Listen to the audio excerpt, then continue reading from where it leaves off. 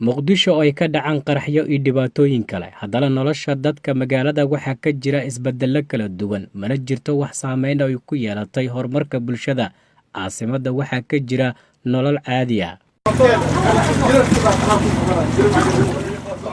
xeebaha caasimadda muqdisho xilliga habeenkii ah waxaa ka jira nolol ka duwan midda maalintii ee magaalada dad raadinaya jawi deganaansho oo ka nasanaya buuqa iyo kulaylka maalintii ayaa xilliga habeenkii ah waxa ay tagaan xeebta badda Liido waxa ay qaadanayaan neecawda leedha iyo jawiga qabow ee xeebta xilligaasi maqaayado iyo hoteelo ayaa lagu soo kordhiyey kuwii hore ee hareeraha xeebta ku dhisnaa dhalinyaro qoysas asxaab iyo lamaanayaal oo ka kala yimid xaafadaha magaalada muqdisho ayaa taga badda xeebta Liido xilliga habeenkii ah waxaana ay doontaan sheeko shaah iyo dalxiis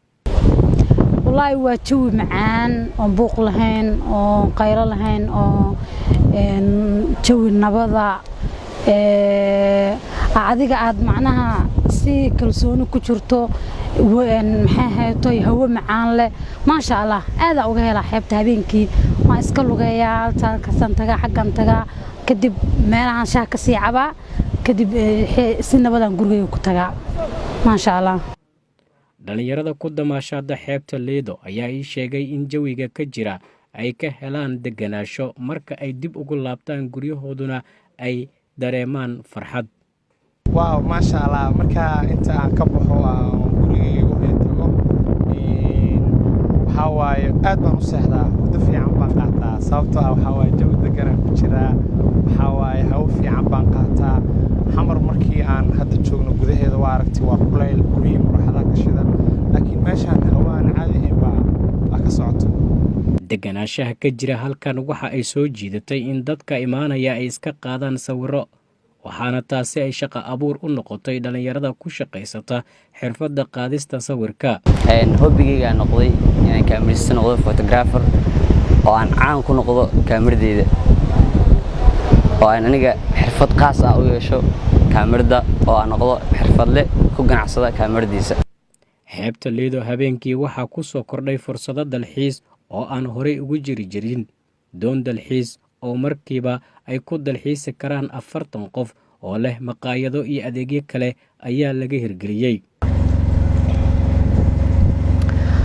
halkan waa caasimadda Soomaaliya ee Muqdisho waxa ka jirta nolol ka duwan noloshii hore ee Muqdisho lagu tilmaami jiray waxaan joognaa xeebta Liido waxaan dul saaranahay doonyaha lagu dalxiiso ee laga hirgeliyey xeebta Liido waqtigu waa habeen waxaan dusha ka saaranahay mid ka mid ah doonyaha halkan lagu damaashaa tago xilliga habeenkii ah jawigu waa uu ka duwan yahay waqtigii hore horta waa markii ugu horeysay aan doon badda dhexdeeda ku jirta aan ku dalxiis tagaayo waan habeenkii ugu horeysay aan imaado Liido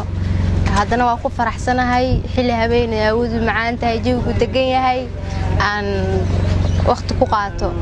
meeshaan milkiilaha doonta dalxiis ee xeebta Liido ka howlgasha ayaa ka waramaya adeegyada dalxiisayaasha ay ka heli karaan doontaasi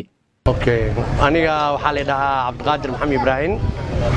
aan ku dhashay xamar xeebtan Liido ayaan ku soo koray dadka u soo dalxiis tagi jiray oo soo dabal tagi jiray marka xeebta marka imaadana waxaan arkay wali inaan dooman yar ku socono dadka la qaado la soo wareejiyo la soo celiyo aan lahayn raaxo iyo fadhi iyo cunto waxaan lahayn markaas aniga yar saaxiibkeyga Maxamed Cabdirasaaq aan isku darsanay ra'yi oo ku fikirnay inaan sameeyno baashana maalgeliyay waa tana maanta doontii waxaan sameeynay doon oo maqaayad ah oo la yiraahdo La Lanterna af Soomaaliya magaca Faynuusta Liido waaye habeenkii ayada meesha ka shidan 40 qof ay qaadaa fadhi leedahay suuliye leedahay qolka dumarka oo ku dukadaan oo dharka isaga bedelaan leedahay dhinaca waxaan joogaa xeebta Liido waxa aan hayaa shukaanta ama isteerinka doonta La Lanterna oo ah doon dalxiis oo magaalada Muqdisho la keenay oo badda xeebta Liido markaasi laga hirgeliyey waa mid ka mid ah habeenada ay ugu farxadda badan dabcan bariga ayaan ka soo warrami jiray waxaan idinka ka soo warramayaa badda dusheeda Cabdiqani Daahir Cumar oo ka mid ah dadka ku dalxiisaya xeebta Liido ayaa qaba in caasimadda lagu soo kordhiyo fikrado kale oo maalgashi ah saacaddan waxaan joogaa oo aan siina u soo aaday xeebta Liido waxaan kor saaranahay waa doon dalxiis oo lagu soo kordhiyay caasimadan caawa aan ku dalxiisayna ma ahan meel kale waa caasimadii magaalada Muqdisho waxa ayna rabtaa fahan iyo qof walba wixii khibrad uu haayo inuu ku soo kordhiyo marka aad aan ugu faraxsanahay caawa waqtigeyga inaan meeshan ku qaato halkaana aan joogo Cabdicasiis Ibrahim Axmed, TV-ga Universal magaalada Muqdisho.